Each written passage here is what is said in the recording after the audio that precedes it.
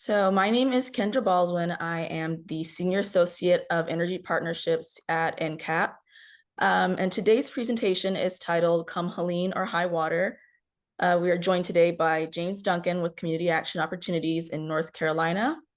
And James is going to walk us through how his agency helped their community recover from Hurricane Helene. We'll have time for questions at the end, so feel free to drop them in the chat or in the Q&A if you want to stay anonymous. And we'll be keeping an eye on those, and James will address them at the end. And with that, I'll turn it over to James. Awesome. Thank you so much, Kendra. Good afternoon, y'all, or good morning, I guess, if you're on the West Coast. Thank you all so much for joining me. I'm really happy to have you here. Going to be talking about stuff that I wish I didn't have to talk about. Going to be revisiting some experiences that I wish I never had experienced, but hopefully it's something that if you ever have to experience it in your area with your agency, that this is something you can learn about and build from. So my name is James Duncan. I'm the Weatherization Services Program Manager at Community Action Opportunities in Asheville, North Carolina. I've been with the agency for just about 15 years, all of those in weatherization. Started out on the crew doing the install work, then became a crew leader before becoming an initial auditor, and from there doing quality control inspections, and then became the program manager in 2020. I'm going to be sharing with you how my agency responded to the natural disaster that hit our area just about 9 months ago. So just a little background about what happened for those who are not aware or need a reminder. On September 27th of last year, Western North Carolina was completely decimated by what was at that time Tropical Storm Helene.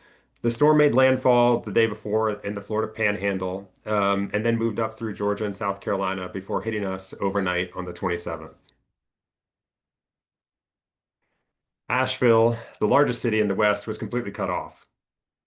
There are two interstates that run through Asheville. I-40 goes east to west, as well as I-26, which technically goes east to west too, but actually is on the north to south access through North Carolina. Fallen trees blocked 26 in both directions for miles outside of the city. Bridges were completely washed away, just over the Tennessee line here in Irwin, Tennessee, the photo on the right. Mudslides blocked I-40 in both directions. 40 West was completely washed away, as you can see on the left, and only recently reopened. And even with that, it's in a limited capacity in one lane in each direction. I know this picture was taken months ago, but it looks almost exactly like that still. Rivers running through Asheville, the French Broad and the Shenandoah crested at 25 feet and 26 feet respectively, both well above flood stages and records for each. The French Broad actually flows north through Asheville, so it was picking up all the rain that fell further south and carrying it towards the city and onto the smaller towns further to the north. The Shenandoah flows east to west, so it was bringing everything that fell to the east of the city, and the two rivers meet in the Biltmore Village area, which is just out of view of where these pictures were taken. Throughout the area, bridges and roads that were used the night before were simply gone, washed away by the floodwaters. Entire communities were lost. Sections of Biltmore Village and Asheville were completely destroyed. Here, notice the water line on the iconic entrance to the Biltmore House. Areas just south of downtown Asheville, closest to the river, saw the worst of the damage. And I'll say just a shout out to my initial auditor, Derek, who took a lot of these photos as he went around the day after the storm and gathered his photos of this. But it wasn't just Asheville that was hit. Places like Old Fort to the east saw their entire downtown completely submerged. You can see here in the before photo on the left and the after photo on the right. Shenandoah, an area near and dear to my heart because is where I went to college. It's a small community east of Asheville, saw some of the worst destruction. The photo on the left was taken by my crew leader, Russell, from his front porch. Under normal circumstances, you can't see the river from there. He even had to perform an impromptu swiftwater rescue for his neighbor from the house there as he tied his canoe off from his porch and threw it to them to save them from the rising floodwaters. To the north, the towns of Marshall and Hot Springs were completely underwater. The town of Chimney Rock was completely washed away. There are areas of the river that completely rerouted, and this area is still not accessible today. Again, the before photo on the left, the after on the right. Our sister agency to the east in Morganton, North Carolina, Blue Ridge Community Action, their entire office and fleet were ruined, flooded by the Catawba River. Families lost homes, businesses were destroyed, and worst of all, there were over 100 deaths. A number that's somewhat miraculous given the extent of the devastation you see in these photos. Residents were left with fallen trees in their homes, no electricity, no internet, and no running water. In some areas, it would take months to get all this back. One of the reasons being that for that in this photo, this is our water main, and this is in Swannanoa, and that's why it was taken. This is just a picture of the level of devastation that we were facing. The Asheville Reservoir was simply not even accessible. Um, as you can see from this photo, the water department described the reservoir itself as being, quote, turned upside down. There was catastrophic damage to the lines around the city, as you can see in the previous photos. So we were having to fill toilets with water from rain barrels or anything we could collect water in. We were showering with buckets and using water bottles to rinse off for months. And with no power, no internet, there was not a way to purchase anything. So many of us were left with whatever supplies we already had on hand. Amidst all this carnage and destruction, we started to recover and rebuild. This afternoon, I want to share with you a small part of that recovery. A recovery that has no timetable for completion, a recovery that may never actually be completed, a recovery that's, for some, is simply not possible. I'm going to share with you how my agency, Community Action Opportunities in Asheville, partnered with other home repair organizations in the area to respond to this unprecedented disaster. How a loose and informal collaboration of like-minded organizations had existed for years came together and pooled resources to coordinate efforts to help low-income families recover. I want to share with you slips, tips, suggestions, and advice for navigating disaster response from the perspective of an organization that was honestly completely unprepared. My presentation today is going to be told in 3 sections. 1 is the before times, 2, the storm, and 3, the recovery. Should be about 30, 45 minutes, and then we'll stay on for any questions y'all might have afterwards. But if you have something right away, feel free to interrupt and we'll go from there. All right, so the before times. So just a little background about my agency, Community Action Opportunities. As I said, we are based in Asheville. We have 3 programs. Weatherization is 8 counties. LifeWorks is in 6 counties, which is our CSBG program. And then we also run Head Start for 2 counties. This is the breakdown of the weatherization services providers in North Carolina. We are over here in the Carolina blue, the best color of blue, in the western part of the state. On the weatherization side, we usually do about 100 jobs annually, and that's LIHEAP, DOE, and HARP. We also do a lot of work through our primary utility provider in the area, which is Duke Energy. This helps us stretch those WAP funds further and serve more families in the area each year. Buncombe County, where Asheville is located, which is this big one right here, is the largest in West North Carolina. And thankfully, because of that, there are several other home repair programs with like-minded agencies that operate specifically for low-income residents in the area. So those programs are Mountain Housing Opportunities and the Asheville Area Habitat for Humanity. Both organizations provide essential emergency home repairs. Now, my agency has been collaborating with both of these agencies for years in an informal basis. Usually we would send each other emails, referrals via email, or call each other if we know it's a shared customer to find out our work scopes in order to make sure we're not stepping on each other's toes, not replacing a heating system that somebody else had already put in, something like that. This has also been an excellent way to avoid deferrals. If we come to a house that, say, has a leaking roof, and would normally be a WAP deferral, and this would have been before DOE readiness funds were available, it would be a great way to get that person signed up for one of these 2 organizations to get the roof taken care of so that we could then do the weatherization work. Those referrals would also work the other way around, that if we came to a house that they needed additional work that we thought that they could benefit from these other programs, we'd refer them that way as well. These were great partnerships to have, and they were mutually beneficial. It was very much like a you scratch my back, I scratch yours sort of thing. But one thing that kept driving me crazy was knowing that to get work completed by multiple organizations, it was placing a burden on the customer. All 3 organizations are working in the same communities, all for low-income families, and all require a lot of the same information in order to apply. Why were we making people fill out 3 applications when we knew all of us were collecting the same information? A common application was what was needed. Streamline the intake process, make it easier for shared customers to apply and qualify for us. But we just kept running into obstacles. Our application at CAO is several pages long. At Mountain Housing and Asheville Habitat, they're about 1 or 2 pages, front and back. We use 200% of the poverty line. They both use 80% AMI.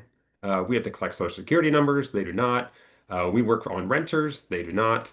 No matter how we tried to shape it, a common application just wasn't going to happen without some sort of supplemental forms for each other organization. A light bulb went off for us when Joel Johnston, the home repair director at Asheville Area Habitat, learned about how a home repair coalition was operating in Orange County, North Carolina, which is in Chapel Hill to the east of us. Their partnering organizations had a language in their applications allowing the sharing of customer information to other organizations in the housing coalition. They also used a database software called Airtable. This was to log basic information that was then shared to everyone else within the coalition.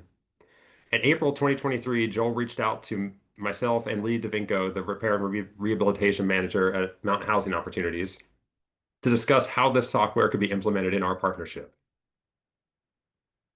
And with that, the Asheville Regional Coalition for Home Repair was born. So we have a cute little logo with a bow and arrow and a hammer. I don't know who made that, but I love it. Ben Wyatt, who's a project manager at Asheville Area Habitat, did the vast majority of really building out this database. He had experience with doing that kind of stuff before. We also worked individually with consulting companies in order to make the Airtable platform as functional to our needs as possible. And it started out very basic. Essentially, we, that being Mountain Housing, Asheville Habitat, and CAO, ARCHR, would upload our wait list, in-progress jobs, and recently completed ones to the database. We would share basic info, like demographic info, like name, dwelling type, address, if it was rent or owned. We'd also share our individual work scope for the project. Also, we would include requested or suggested referral measures. Things like, say, if Mountain Housing completed a roof, but the house desperately needed insulation, they would send it to us. Or if we, CAO, completed weatherization on a house, but the customer could really use accessibility ramp or grab bars or walk-in shower, we would send them on to Habitat or Mountain Housing. A web-based ARCHR application was developed so that it would allow the customers to apply directly through ARCHR, and then the individual organizations would follow up and get whatever additional required documentation and information was needed. In theory, it was an excellent setup. We could share our work scopes with each other to make sure there's no duplication, as well as requests for additional services and referrals. It also allowed us to know where each organization was in completing their work on the homes, which again was great for avoiding deferrals. If I knew Habitat or Mountain Housing was doing a roof or major flooring repair, I would wait for them to finish before scheduling a weatherization initial audit. The only problem being that none of us could work only on ARCHR jobs. We each had long wait lists. We were getting constant applications in from all over. Obviously, Community Action, we do 8 counties. The other 2 organizations just do 1. This is great information sharing and great for referrals, but not completely functional on a daily operations level. So, sorry, let me go back a slide. But if you fast forward a year and a half, none of us really could understand exactly how important this database was going to come into play for us. So, the storm. I can really only speak for myself, but no one saw this coming. Yes, we all say that, we saw the weather reports, but knew, something was predicted to be happening, but nobody ever saw when it was going to be this bad. I mean, how could they? In the South, we'd love to freak out about snowstorms, run to the store, load up on frozen pizza, toilet paper, beer, milk, whatever, and then it just rains. I don't feel like anybody was doing that for Helene. I didn't even charge my phone the night before, the night the storm hit. I really just thought it was just going to be some rain. I actually had a bunch of family in town for a funeral. Family that had flown in from as far away as Alaska and Oregon. Again, everybody saw the weather reports. Nobody thought it was going to be that big of a deal.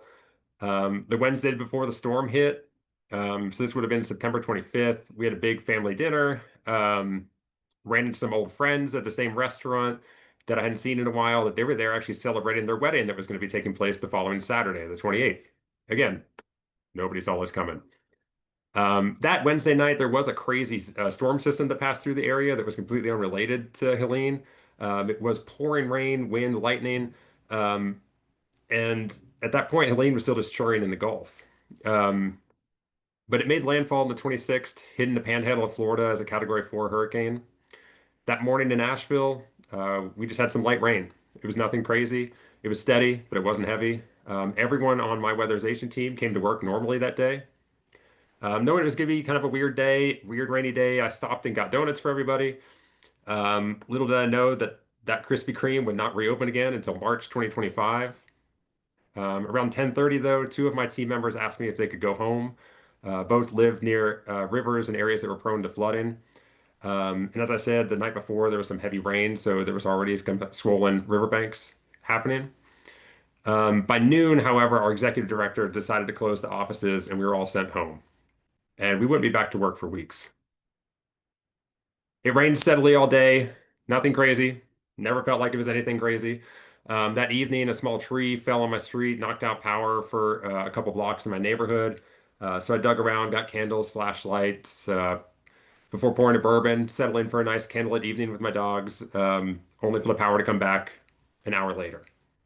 Going to bed that night, I wasn't even thinking about the storm as anything other than just some rain. Like I said, I didn't even charge my phone, let alone go out and buy batteries, candles, non-perishable food, and water. The next morning, I still didn't have any idea of what we were all in for. It was raining. It was very windy. The power was out. We had gone out the night before, like I said, but only for an hour, so no big deal. But then filling up the dog bowl, the water went out. That's something I never really experienced before. I went to call my parents who live on the other side of town, but had no cell service. And that's when I knew that this was going to be a bit worse than what I thought. Once the rain stopped, though, I took the dogs for a walk and was just completely stunned. Every street had at least one tree down blocking it. Houses were completely crushed, cars smashed, power lines down everywhere. By the time I made it down to the French Broad, which is in this photo here, which is about a mile from my house, I was in complete shock. Buildings in the River Arch district were completely submerged. Some had been swept away entirely. The river itself was full of trees, cars, propane tanks, seemingly endless amounts of trash and debris. Talking with other people, I started to hear rumors of the damage around the city and the surrounding areas, but because we had no internet or phone service, we had no way of really confirming it or getting in touch with everyone. Um, we started really relying on a local NPR station, Blue Ridge Public Radio, for updates for what was going on. The county government started doing twice daily briefings. And when those briefings happened, people gathered around cars or around house front porch, anybody that had a radio, so anybody could listen that was just walking by. And that's how we found out the city was completely cut off. The water system had suffered catastrophic damage, as I said earlier, and was completely inaccessible. After a day or two, water became a serious issue. I luckily had three full rain barrels from my garden to use for flushing toilets, but none of that was drinkable for myself or the dogs. So I decided to try to make it to our weatherization office downtown because I knew that we had a bunch of 5-gallon bottles of water there. Getting there was not an easy task, though. The roads were terrifying. None of the traffic lights worked. Trees blocked many of the roadways, or the roads had completely washed away. Cars that had run out of gas were left just abandoned in the streets. Again, no way to purchase anything because there's no electricity, there's no internet. Um, when I got to the office and filled up my water bottles, though, I could tell somebody else had been there before me. And I decided at that point to put a little signage sheet on the front door. That way, anyone that came to the office would let everyone else know that they were okay. I started coming daily, and I can't tell you how much of a relief it was to see that sheet get filled out. People filled it out for other people. If they maybe ran by their house, they could fill it out for them. After a few days, power came back to downtown, probably first, as opposed to anywhere else. And our office became a hub for staff, their family, and their friends to charge phones, use the refrigerator, and exchange supplies. Many brought the contents of their personal fridges and freezers that obviously were not operable at home and gifted them to anyone who needed it as they put it in the fridge in our office. Not everyone in WNC was hit as hard as we were. And a lot of our staff doesn't actually even live in Asheville. So those that had access to internet set up a group chat with the weatherization and the LifeWorks staff to share relief information and updates. When cell service did start coming back slowly, After the days, weeks after the storm, I was finally able to check in with family and friends, as well as attempt to reach the rest of the staff that had not attempted to come into the office yet. It wasn't until October 2nd that I finally was able to talk to the last person, confirming that we were all thankfully safe. As roads slowly cleared and some staff were able to make supply runs to neighboring towns and areas that weren't hit as bad, and our office was turned into a sort of mini food bank. And this would continue for weeks as we brought in supplies we brought supplies to our customers and shared them with each other to take home to our families. The same week the internet access came back to the office, I was able to meet with our head of economic development, Trudy Logan, as well as the self-sufficiency program manager, which is our CSBG program, LifeWorks, Kate Gogo, and we started to put together some sort of outline of a plan. Our immediate concern was confirming the safety of our staff and their families. After that, we began calling everyone we were currently providing services to and those on our wait lists. This is not an easy task. Folks that live in our lower counties, not in the mountains, were relatively saved from the worst of the damage, but those living in Buncombe, Henderson, Madison, and McDowell counties were in the path of the worst destruction. Doing my wellness checks, I spoke with customers who are now living in hotels or with family members because they had no water or functioning sewer systems. One family who we'd had delivered new appliances to on September 27th was now living in a church basement. Their home was completely gone. Another had thankfully evacuated as waters rose into her mobile home. And when she went back to check on the home days later, it, along with all of her neighbors, was completely gone, just utterly destroyed. So according to state officials, the storm caused 1,400 landslides, damaged over 6,000 miles of roads, including more than 1,000 bridges, and over 126,000 homes. The estimated total cost of the damage is nearly $60 billion. People were left without work for weeks as we waited for water, electricity, and internet to come back. Many businesses themselves were completely destroyed and would just never open again. Needless to say, the recovery was going to be daunting, but we were ready to get started. In the days and weeks after the storm, I developed a plan to get my staff back to work. We prioritized customers in areas that received minimal impact from the storm. This was because most everyone in Buncombe County was going to be without water for months. I did not want to send staff to homes where they couldn't wash their hands or even use the bathroom, which was actually the situation in our office. We continued to operate, focusing on our normal WAP contract, despite the incredible amount of destruction and trauma everyone was seeing coming to and from work. Many of us were doing this despite not even having electricity or access to water at home. But we came to work every day to provide these services to the families desperately needing them. There were water stations set up all over the area where you could pick up bottled water, boxed water, MREs, and other non-perishables. For our customers that were not able to access them, we would make supply runs for them, bringing diapers, medical supplies, food, water, and just doing safety checks for those who had not been reached out to by phone yet. And I can't tell you the amount of folks I talked to that they were just so glad to have somebody call in just to check on them because they hadn't been able to hear from anybody yet, or they didn't have anybody to have to call them. So that little thing made such a difference for so many people. ARCHR began meeting weekly starting in November. Um, these first meetings were almost a collective group therapy. Many of us did not have power and water in home still. We shared horror stories from staff and customers. Habitat had lost everything. Their entire offices were flooded. Their fleet was flooded. Their building completely no longer usable. But the key to these meetings was planning. Oh, sorry, the key for these meetings was to pivot ARCHR entirely to Helene response and recovery. Asheville Habitat put their entire home repair program on hiatus indefinitely and moved 100% of those operations to storm response. They also created a new Airtable database that was to function as our primary tool for the coalition's response. We also expanded membership to include two new members. Poder Emma, an organization that works primarily in the Emma community to prevent displacement from rapid development in the area, especially mobile home communities, as well as Asheville Buncombe Community Land Trust, who work to preserve legacy neighborhoods through the collective ownership of land and real estate. Both of these organizations were vital to expanding the collective reach of ARCHR and providing differing viewpoints unique to the communities they serve. A website was set up using the program's software, and this is now accessible through all ARCHR member websites. This functioned as an online application for anyone to request disaster-related home repairs. Applicants could enter their general contact information as well as provide a scope of damage of the needed repairs. Once submitted, the information would automatically populate into the ARCHR Airtable. Applicants are given a priority score based on the self-reported damage they experienced in their homes. From there, an additional assessment can be claimed by any partnering organization and assigned to an individual assessor as well. That staff member then schedules the initial inspection with the applicant in order to assess the damage, gather photos, and develop a work scope. All of the information and photos from the initial inspection are logged into the ARCHR database for each individual job. During these assessments, any issue identified at the time of applying shows up as an unassessed issue. We would look not just at what was on the application, but we're also looking for additional damage that the homeowner may not have even been aware of. These would be things like mold on the roof decking, if the water heater had been leaked from flooding, or if the gutters weren't functioning properly, and if there was a need for a French trench or a drainage system.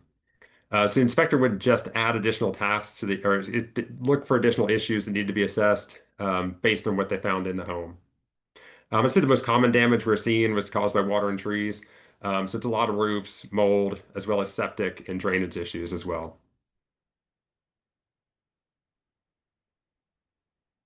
We found that a lot of homeowners were actually underreporting the damage in their home, or they just simply weren't realize of what else was needed to be done in the home. Not all of our not everyone is able to go up in their attics or down into their crawl spaces and basements. In the program, each issue in the home is assessed individually based on a threat, though, to the home and the occupants.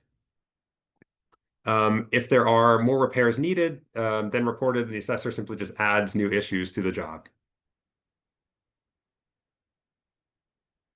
Each issue that we find is assessed, and the damage is rated to determine the priority score, a new priority score for the house. The assessor adds tasks for each issue in order to build out a work scope. So, for example, for a roof, it would need to include the extent of the repair needed, or if it was a full replacement. Also, if it needs to have decking replacement or truss repair, the location of the repair needed if it's not a full replacement, and then the material, such as if it's shingles or metal. Photos that were taken at the home were then attached to each task in order to give reference to the work scope when building out the work scope. After all the issues found during the initial assessment have been assessed, tasks are created to address the needed repairs. We then add cost estimates to each task just to give a vague idea of what the project costs would look like.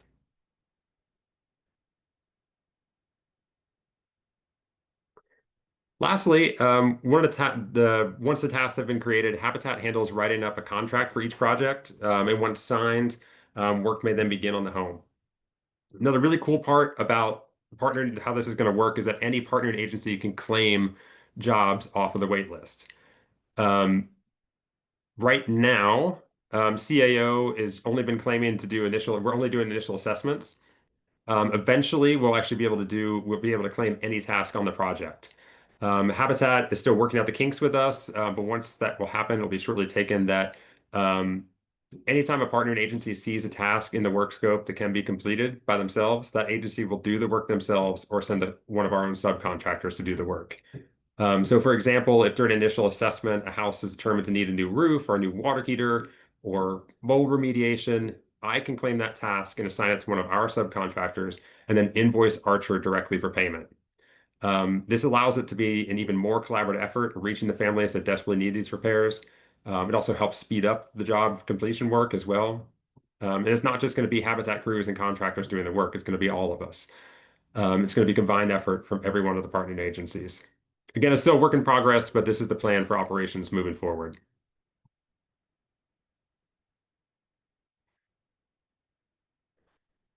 So, as I was saying, it's been 9 months since Helene hit. The waters have receded. The trees that have survived have bloomed. The leaves are out. It's green. Bridges and roads have been rebuilt, some of them. Storm debris is no longer line every single street in the area. For me, the recovery has felt frustratingly slow. Locally, businesses are still struggling. Hotels don't have the capacity levels that they did this time last year, or not as full as they were this time last year. Families are displaced throughout the area. If you drive around, you'll still see people living in tents, RVs, campers. During these initial inspections, I'm still seeing people living in their cars and their driveways because their homes are not safe. They're leaking, there's mold. Um, at a national level, recovery money has been paused or withheld entirely. FEMA recently announced that it would not reimburse North Carolina full 100% of the costs that we're having to spend for this recovery. Um, Further, bills promising additional funds from the state government have yet to fully materialize. At a grassroots level, though, ARCHR, we're still just getting up and running. We're still really trying to figure this out. We're using collaboration and the database that has already been in place before the storm for something it wasn't designed to do. We had to pivot from information sharing and referrals to full-blown disaster response. To date, we've received over 650 applications for assistance. Work has only been completed on a few dozen, but many more are in progress. We're even working on expanding by working with other organizations in a neighboring county in order to serve additional families in Western North Carolina. But ARCHR is here for the long haul. The recovery, as I said, is just beginning, and our response is constantly evolving. Some of the slides I used today are already out of date because we've made updates and changes to the website, the database. As I said earlier, we're using this database and our collaboration in general for something that we never intended it to be used for. But CAO has been proudly serving West North Carolina for 60 years, and we're going to continue to do it for as long as possible. So I know that was a lot of information in a fast amount of time, a lot of slides, trying to explain a website that is trying to squeeze everything into a screenshot on a website that is not screenshotable, really, because there's so many different pages to it. But I just want to sum up a few takeaways for you, then I'll gladly stick around for any questions that you all might have for me. First takeaway, have a plan. Don't assume it won't happen to you. Never in my life would I have expected West North Carolina to be in the path of a hurricane. Hurricanes are more and more frequently coming up through the Gulf rather than hitting the eastern coast. For you, it could be a hurricane, it could be a wildfire, a tornado, blizzard, or heat wave. Here in West North Carolina, we've experienced large forest fires this winter and spring for the first time in remembrance because the amount of downed trees combined with all the dry air we've had, dry weather, it's just made us a powder keg, excuse me. You never know what it will be or when it's going to hit. At your agency or organization, make sure you know how you're going to respond in the immediate aftermath of a disaster. Staff need to know what is expected of them, and you need to know how to reach all of them. Though a piece of paper taped to the front door worked for me, it's not the best way to ensure all of your staff are safe and accounted for. This plan isn't just for you or your staff, but also for your customers and clients that you serve as well. Know how you're going to address their needs and ensure their access to emergency supplies and help. Number two is make your connections now. Do not assume like-minded agencies in your area know what services you offer. Do not assume they know how to get in touch with you or make referral customers to you. Do not assume other organizations even know that yours exists. Reach out to program managers, directors, case managers, etc. Make sure you know who they are and they know who you are. Meet face to face. Build relationships now. Discuss collaborations and ways to partner. Lay the foundation for your own version of ARCHR before it's a necessity. Lastly, don't be afraid to be a junior partner. I cannot sit here and pretend that community action opportunities is the driving force behind ARCHR. We simply don't have the name recognition or fundraising abilities that Habitat for Humanity does, and I'm sure many of y'all would experience that same thing. They have huge brand recognition. They've used it to bring in millions of private donations to the effort. They've hosted fundraising events that have brought in celebrities and national press. And that's okay. In fact, that's awesome. The goal is to assist the recovery. Providing assistance and taking part in whatever way we can is the most important part. And with that, I'll stick around for any questions y'all might have.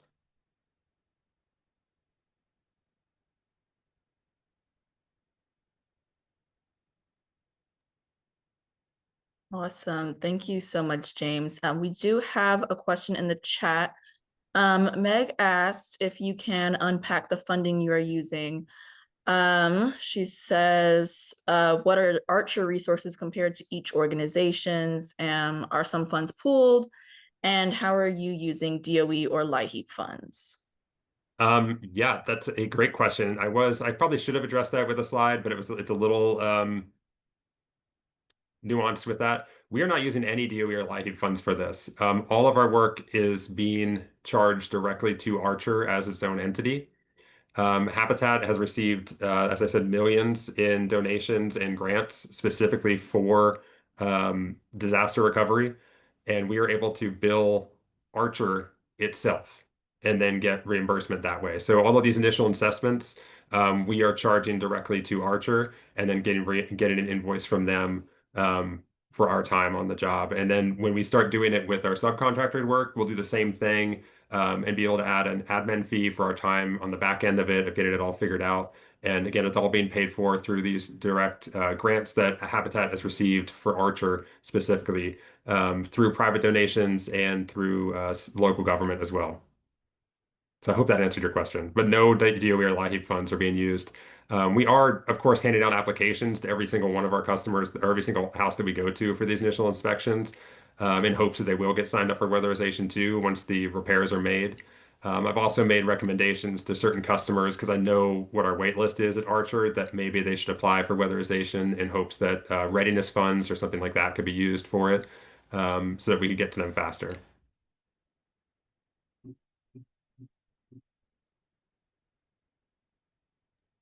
Okay, and then a follow-up, ARCHR must be a corporation or is an extension of Habitat. I think in a for the financial side of that is technically an extension of Habitat because they are the ones that are getting the direct funding, but it is specifically set aside for ARCHR as a collaborative, excuse me.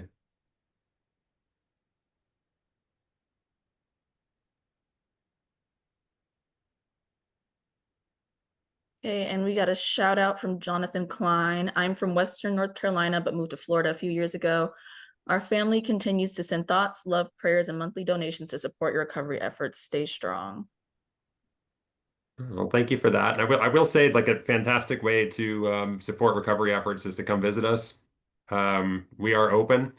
Restaurants are open, the breweries are open. People are even tubing the river again, which is wild. Remember seeing that for the first time a couple weeks ago, and it almost brought a tear to my eye. Not because I think that river's gross, but because I just haven't seen it yet this summer, and it was really exciting to see normality returning. So, support Asheville brands, support Asheville companies, support Asheville, but not just Asheville. All of Western North Carolina was hit by this. We're the biggest city, so I think we got a lot of the national press because people know about Asheville. They don't know how to spell Swannanoa, or maybe even how to pronounce it. But all of us were hit really, really hard by this. So just support us. James, this is Mia with NCAP. You talked about having a plan and you talked about people knowing who you are in your community. I think oftentimes, for those of us who are just working really hard within our respective programs to spend the dollars, serve as many people as we can, that first step is really the one that is hardest to take.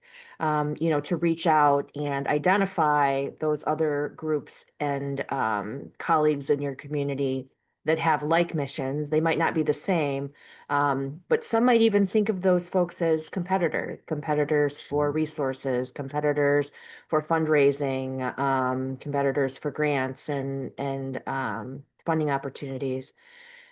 Can you just kind of share the mindset that you and the folks who came to the table kind of came at it with? Did that shift for you?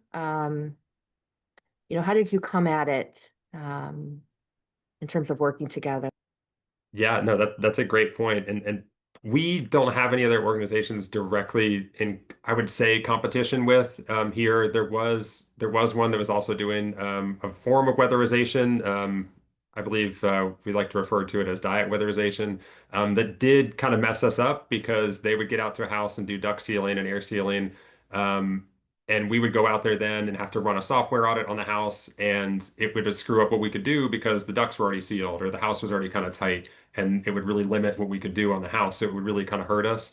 Um, the important thing is just thinking about who we're actually doing this for and what the whole point of what our missions are.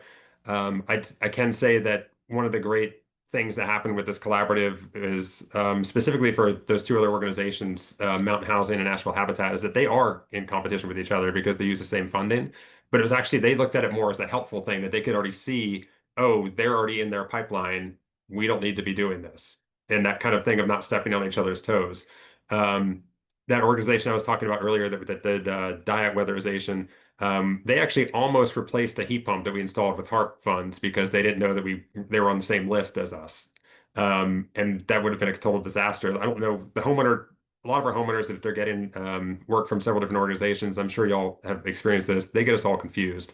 They don't know the difference between community action and mountain housing and Asheville Habitat from anything else. So they're just going to go along with it because they're happy to get the services. So that information sharing was really important just to prevent those really kind of disasters of replacing something that you just spent funds to replace. Um, so just thinking about it in the sense that you're trying to save yourself from extra headaches, and also just the most important thing is make sure that your customers, the folks that are signing up for the programs, are getting the most services possible. Because like I said, it may not be that if the other organizations don't know that you exist, the customers or the clients probably don't know about those organizations too. So those referrals, using those referral, were so important because I'm sure that folks didn't understand what we could do when they got a new roof put on by Asheville Habitat. But because Asheville Habitat knew about us and knew about me, they were able to send them our way. And vice versa, like people that didn't know they could get a walk-in shower for their garden tub in their trailer because they can't get up into it anymore and it's dangerous. I can send them mountain housing opportunities and get that tub taken care of. And it was just it's a collaborative effort building those relationships, and making sure you're on the same page about what the point of that relationship is so important. Thank you. I have another question. So in the face of the recovery and knowing that, some weatherization measures after water damage could actually be kind of negative to the health of, folks, you seal stuff Mhm. up, mold continues to grow. I'm wondering, have you all made some strides with kind of thinking through those scenarios of, what is now the, future of weatherization and homes that have been impacted like that? And then my second question would be in terms of materials that could be more resilient or, as we're rebuilding, we're building better. Mhm. Have you all had kind of joint conversations about what those steps and strides would be for this community? Yeah, so something that's been really cool is that since we're able to do this outside of LIHEAP and DOE, we can kind of we can kind of go outside of those standards too. So one of the things we're not allowed to do in North Carolina is install insulated skirting around mobile homes.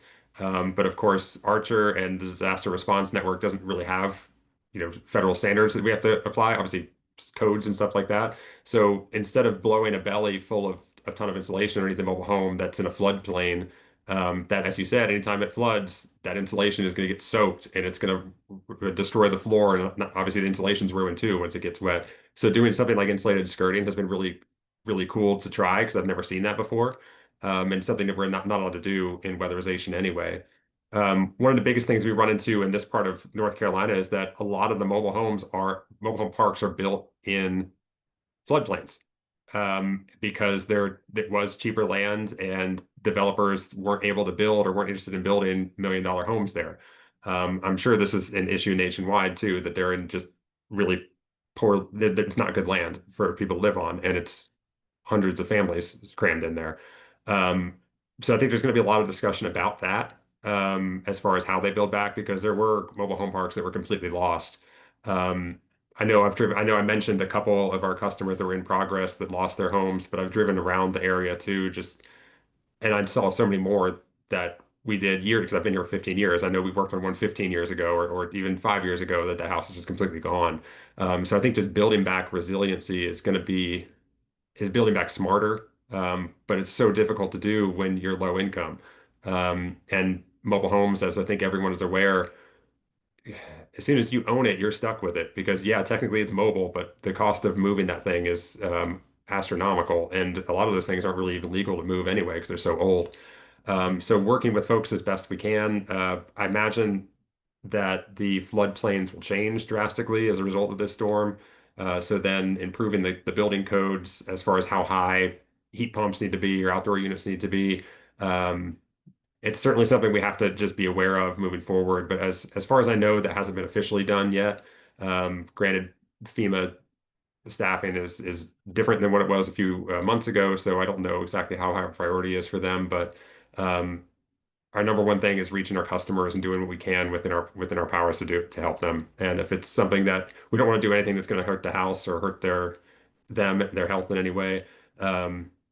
So we'll find referral sources for additional help whenever we can, but certainly just helping as many people as we can, as long as we can. Well, before we sign off, or if there's any other questions, just on behalf of the National Tree Action Partnership and our funders at the Department of Energy, who just wanted to send a big thank you to you and to your organization for standing up and standing tall for the community during this time. The innovation, the collaboration, and just I think the sweat and the tears that you guys put into keeping everyone as safe as possible during this time. It's to be commended. So very well done. Thank you.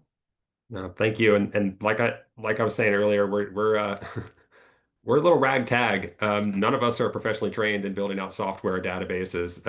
Ben Wyatt at Habitat, who's really kind of taken this on of him, I think he was really into, I don't want to call him a gamer, but he was that type person that was just kind of into building computers and stuff when he was growing up. And there's sometimes I go to the ARCHR website and it doesn't work. There's some days like links just kind of crash. Like we're learning this as we go. But when it's working, it's really working. And as we get humming along with this, we're even talking about ways that we can, when we identify a task at a house, that an email is immediately sent to a contractor. So if I'm doing an initial assessment and there's a water heater that needs to be replaced, it immediately is sent to our plumbing contractor. So we don't even have to do any sort of back end stuff. It's just immediately done and they're able to do it. So it's really, we're trying to be innovative and be very fluid with this because it's, we're learning as we go and we're going to continue to make mistakes, but hopefully we're just making it better and making it easier and serving all 600 plus of those families and serving all the other people that haven't heard about us yet. So we'll be here. It's going to be a long time before we get through all of this, but we're here and hopefully be here for all of it. Thanks again for that. If you could just go to the next slide for me. Yeah. Thank you. Just a little promo from NCAP. Our annual convention is coming up in the next couple months. It's going to be in Detroit. And if you are interested, we are having our very first energy summit on the 26th. Is that correct, Mia? Okay, thank you. So bring your executive director, your fiscal officers. It should be a lot of really, really good information. And if you have any questions, feel free to reach out to us at NCAP. And one more slide, please. And then if you aren't already, please subscribe to our newsletter, follow us on social media to keep up with us and find out about the upcoming webinars and series that we have planned. And that's it. Thank you everybody for participating. And thank you again, James, for sharing your incredible story with us. Thank y'all for being here and thank you so much for having me, NCAP. This has been fun.